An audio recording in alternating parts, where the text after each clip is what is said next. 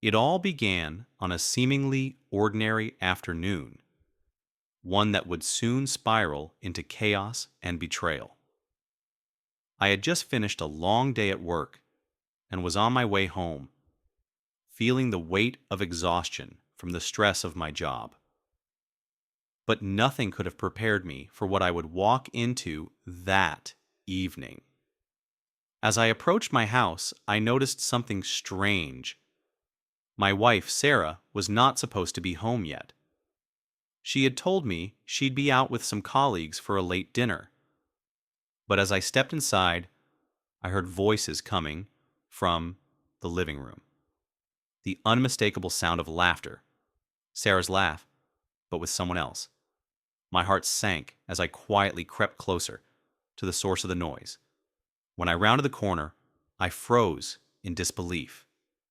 There, in my own house, sitting too comfortably on the couch, was Sarah, the woman I had trusted with everything, and her boss, Richard. They were too close for comfort, whispering and laughing like they shared some secret that belonged only to them. My stomach twisted as I realized the truth. My worst fears had been confirmed. For a moment, I was paralyzed. The woman I had married, the woman I had built a life with, was cheating on me, right under my nose. But I didn't react immediately. I stood there, letting the shock wash over me, trying to control the rage bubbling inside. Before I could even think about confronting them, they noticed me. Richard looked at me, his expression frozen for a split second before he stood up, trying to act casual. But Sarah's face, her face was one of complete guilt, as if she knew she'd been caught. In that instant, something inside me snapped. "How long, Sarah?" I asked, my voice surprisingly calm, considering the storm brewing inside me. The words escaped my lips like a challenge, as if I were daring her to come clean. She opened her mouth to speak, but no sound came out at first. Her eyes flickered nervously between Richard and me, as if trying to find a way out of the moment that had caught her off guard. Richard, on the other hand, wasn't as nervous. He stood tall, looking at me like a man who had nothing to fear, and his arrogance only fueled the fire inside me. "This is a private matter," he said, his voice condescending.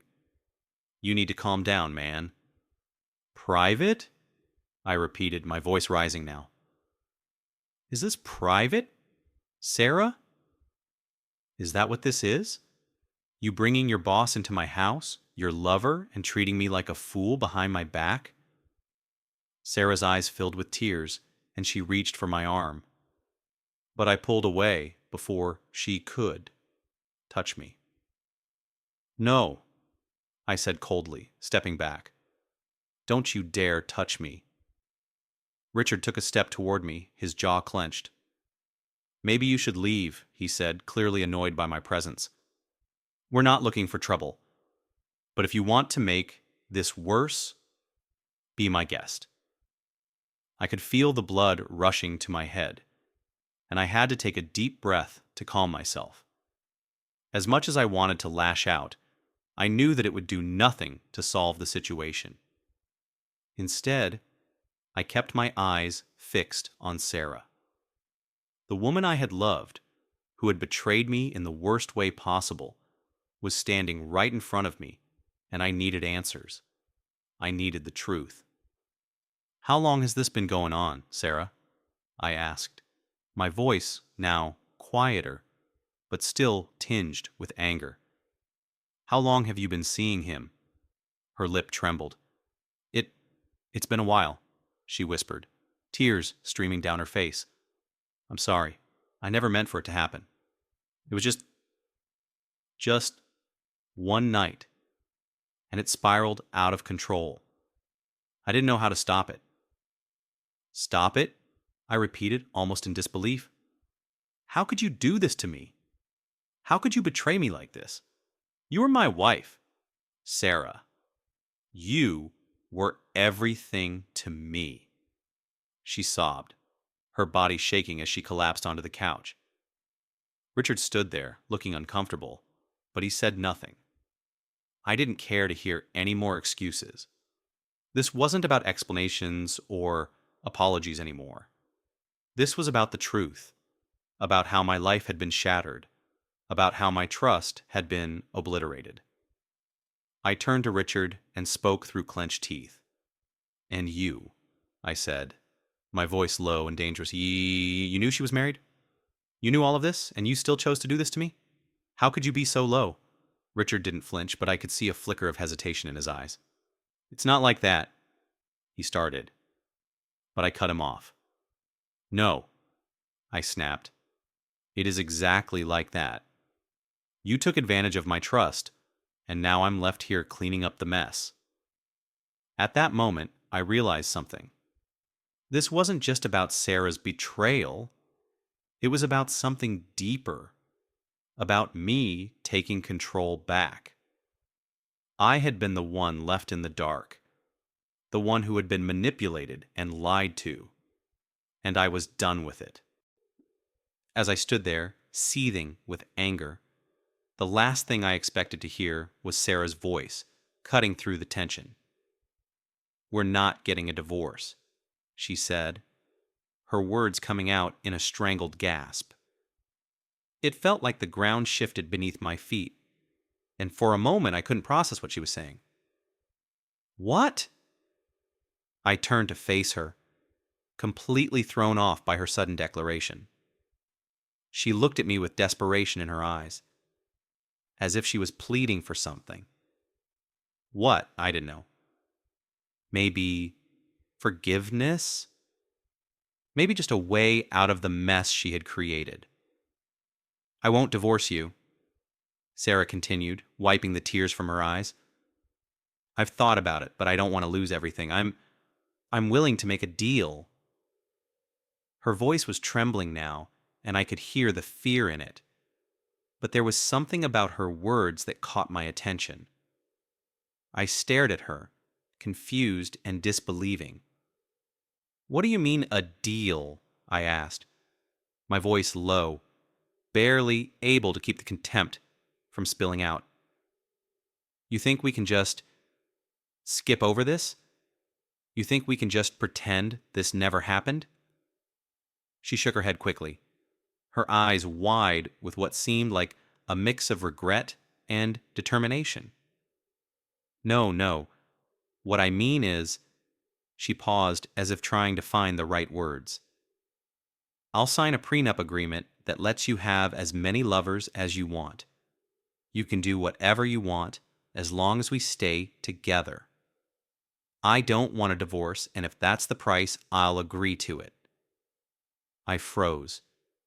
It took me a moment to fully understand what she was proposing. A prenup?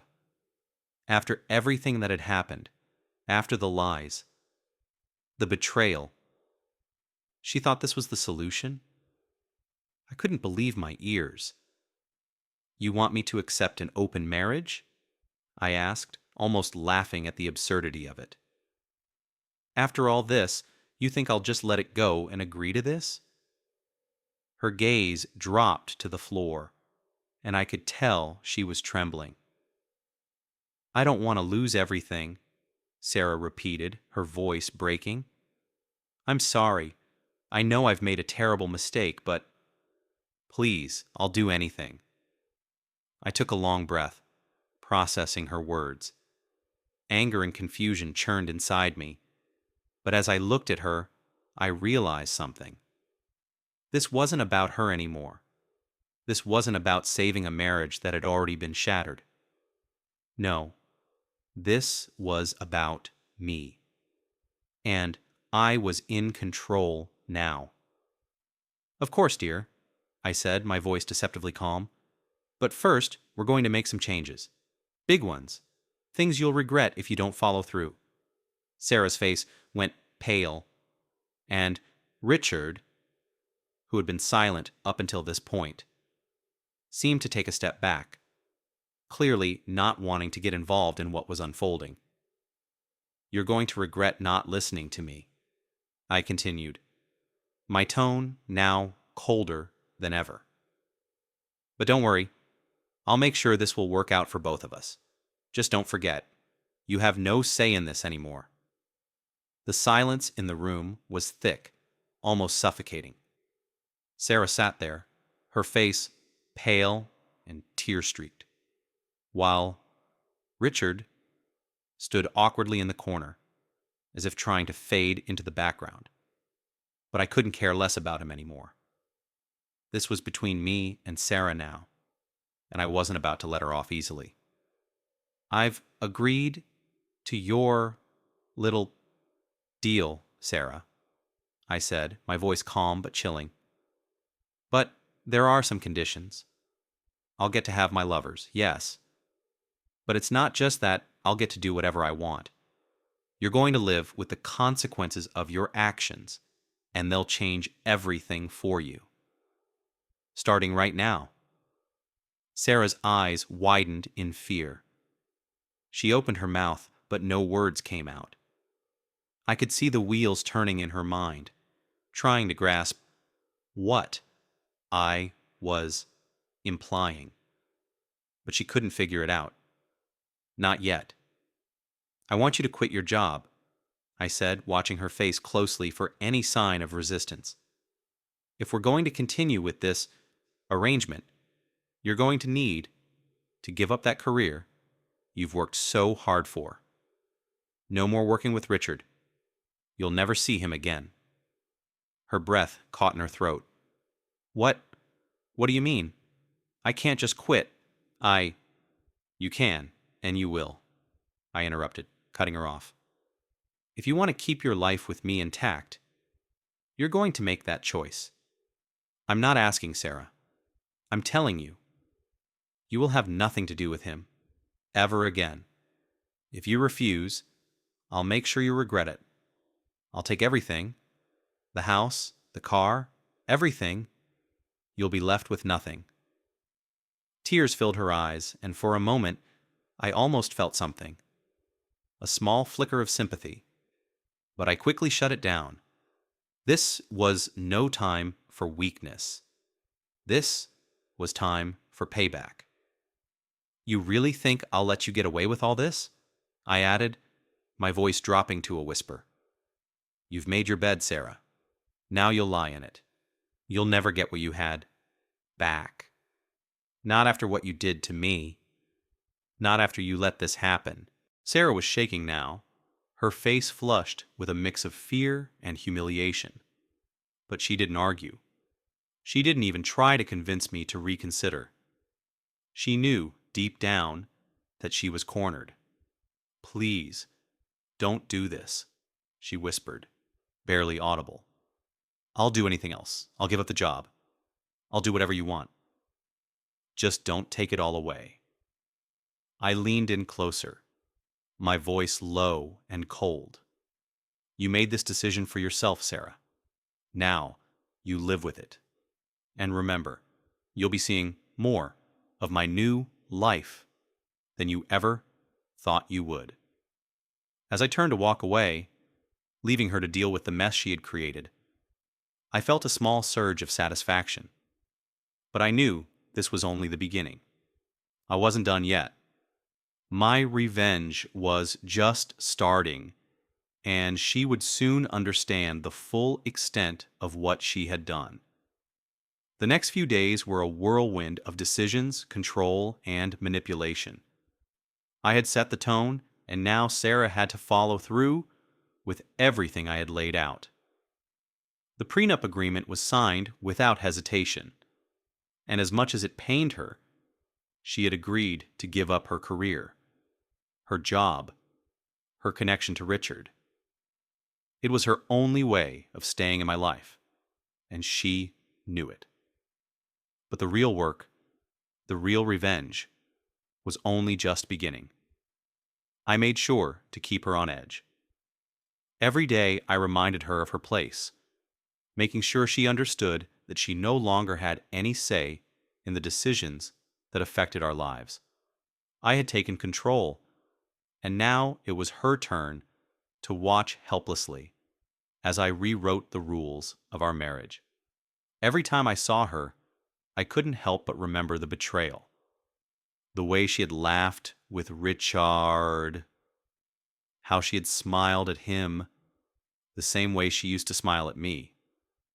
It was a sharp, bitter reminder of how much I had been hurt, and I was determined to make her pay for it. Sarah, for all her regrets, had become a shadow of the woman I once knew. She was no longer the confident, ambitious woman I had married. She was now reduced to someone whose every move was dictated by my will. Her tears, her apologies, none of it mattered anymore. She had crossed a line that could never be uncrossed. But the real turning point came when I decided to take things further. As part of the agreement, I started spending time with other women. Women who made me feel desired, wanted, and free. At first, it was just the thrill of it, the excitement of reclaiming control, of taking what had once been denied to me. But soon it became a routine. Every time I came home, Sarah was there, waiting for me, her face full of guilt and regret. I watched her squirm as I told her about my dates, about the new women I was seeing. I reveled in the discomfort it caused her. One evening, after coming back from a particularly wild night out, I saw Sarah sitting in the living room. Her eyes were red from crying, and she looked like a woman who had been completely defeated.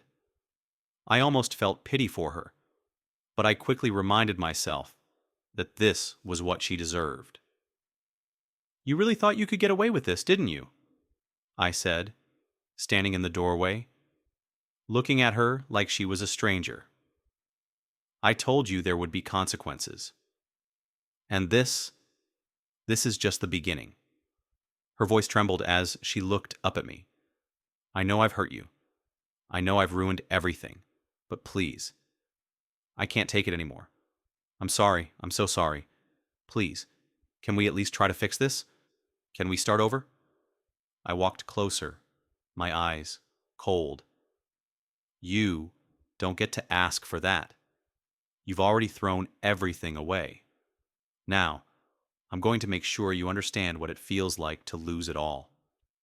With that, I turned and walked away, leaving her behind in the silence of the house. It was in that moment that I realized something. The revenge wasn't just about making her feel bad. It was about making sure she would never forget what she had done to me. And with each passing day, as I built my new life, I was one step closer to completely destroying the woman who had once meant everything to me. The days blended together in a haze of dominance and submission. Sarah, once a confident and independent woman, had become a mere shell of herself. And I wasn't about to let up. Each day, I reminded her of the life she had forfeited, the career she had given up, and the humiliation she now endured. But that was just the surface. The deeper I dug into this revenge, the more I saw her struggle, and it thrilled me. Sarah would do anything to avoid the pain of my indifference. She would cook, clean, and do whatever I asked, anything to please me. But I saw right through it. The more she tried, the more it disgusted me. Her actions only served to remind me of how deeply she had betrayed me. Her apologies, her promises, none of it mattered now. It was all just a performance, a desperate attempt to claw her way back to the life she had once known. But as much as she tried to beg for my forgiveness, I wasn't ready to forgive her. Not now, not ever. The anger and betrayal I had been carrying had become a part of me, and I couldn't let it go. I didn't want to. I had tasted the power, and it felt intoxicating. One night, as I returned from yet another date with someone else. I walked into the house to find Sarah waiting for me. She was sitting in the dark, looking fragile, almost defeated. But when she saw me, her face lit up, and I saw a glimmer of hope in her eyes. She was so desperate for my approval that she had become someone else entirely. "I've been thinking," Sarah said quietly, her voice trembling. "Maybe we could go away, just the two of us. A fresh start, a chance to rebuild. We could make things right." I stopped in my tracks. Her suggestion was so naive, so out of touch with reality, that it almost made me laugh. "You think a trip is going to fix this?" I asked, my voice cold and mocking. "You think running away will make it all better?" She flinched at my words, but her desperation only seemed to grow. "I know it won't fix everything, but it's a start. We can't just go on like this forever, Ryan. Please. I need you." I couldn't help but watch her, my anger flaring up again. This woman, this person who had once been my partner, was now begging for me to care for her once more. But it wasn't that simple. What she had done was irreversible. "No," I said firmly, my tone final. "You've already made your choice, Sarah. There's no going back from this." Her eyes filled with tears again, and for a moment I almost felt something. Pity, maybe? But then I reminded myself of everything she had done, and the feeling vanished just as quickly as it came. "I can't keep living like this," she whispered, almost to herself. "I don't know how to fix it, Ryan. I don't know how to make it right." I walked past her, my heart as cold as the house felt. "You can't fix this. You can never fix this. Not after everything you've done. And I'm not here to help you rebuild. I'm here to watch you suffer, to make sure you never forget what you took from me." The weeks passed in a tense silence, the air thick with unspoken resentment. Sarah's attempts to regain some semblance of normalcy were futile. She had followed every command I gave her, but it was clear to both of us that things would never be the same again. The more she tried to please me, the more disgusted I became. I had completely changed, transformed into someone who no longer cared for the woman who had once been his everything. One evening, I came home late, having spent another night out with a new woman. Sarah was sitting in the kitchen, her face tired but determined. She had been working harder than ever to keep up with the chores around the house, as though her actions could somehow repair the damage she had done. But there was nothing she could do now. The trust had been shattered, and it was never coming back.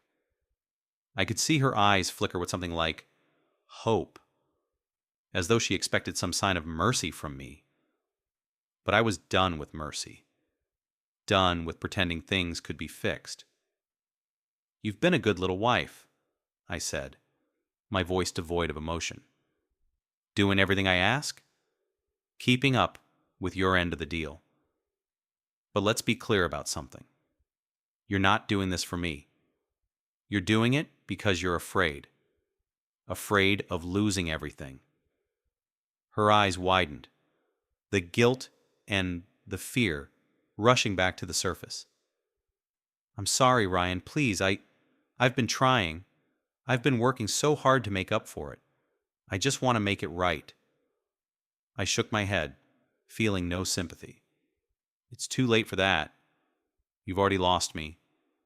And now it's time for you to understand the full consequences of what you did." The silence in the room was deafening. She was waiting for me to soften, for me to offer her some kind of relief. But there was nothing coming. I walked over to the counter and grabbed the divorce papers I had been holding onto for days. I had been hesitant to finalize them, knowing that this moment would be the last time I'd see her as the woman I had once loved. But I knew that it had to happen.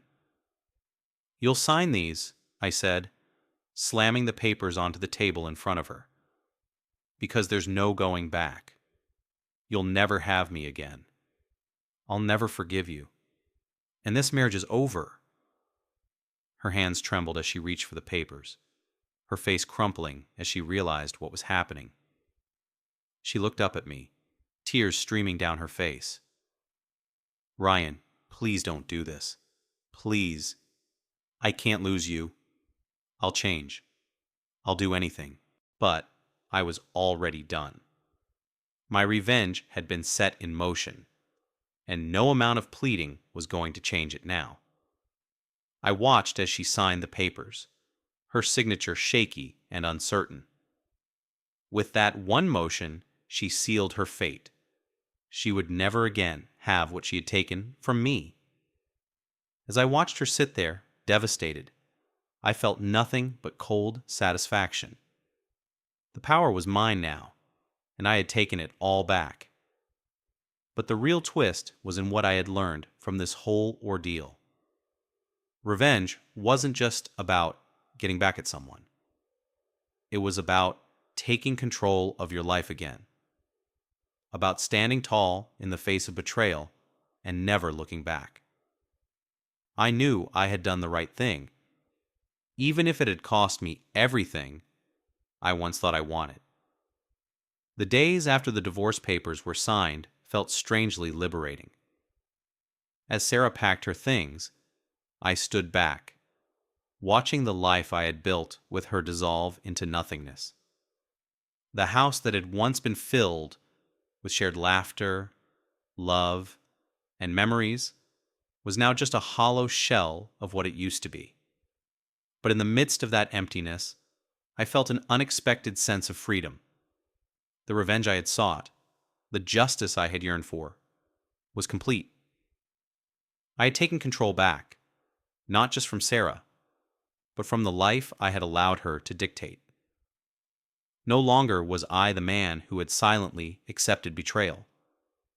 No longer was I the man who had let his heart be trampled on. I had reclaimed my dignity, my power, and my peace.